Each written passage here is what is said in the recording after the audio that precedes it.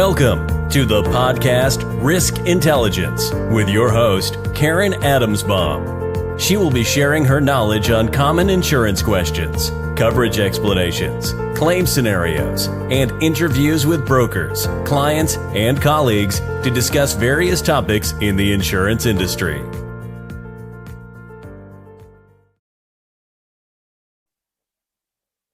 Hi, everyone. Welcome to another edition of my podcast called Risk Intelligence. Today, I'm going to talk about a situation that happened this past week. A office manager for a financial firm called me, and they needed general liability insurance. And what I did was I asked for the lease because they're leasing space.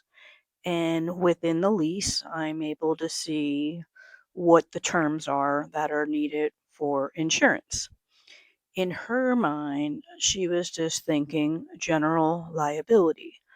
But for these types of situations, these office exposures where you have a business who is leasing, renting space, you can get general liability policy, but insurance carriers, what they do is they bundle a lot of other coverages within the policy in addition to the general liability coverage.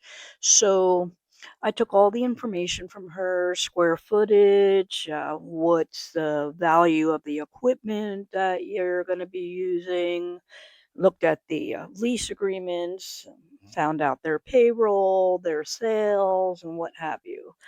So I did a quote, and when I gave it back to her, she says to me, "This is a business owner's policy, and I need general liability coverage." And I said, "Yes." I said, "You do have that." And then what I did was I proceeded to explain that, again, insurance carriers, what they do is they are able to provide an insurance policy that's referred to as a business owner's policy. And not only does it have general liability, but it has a lot of other throw-in coverages. It allows you to cover your property. It gives you some theft coverage. It may even give you a small amount of employment practices liability or cyber insurance within that business owner's policy. So it's like a bundle of coverages, so to speak. And when I explained it to her, she understood. And I just thought this would be a good topic so the audience can understand the difference between general liability versus business owners. Again, the business owners does include general liability. I hope this information was helpful. Thank you for listening. Thanks for listening to the podcast Risk Intelligence. Please subscribe to the YouTube channel and connect on LinkedIn by doing a search on Karen Adamsbaum.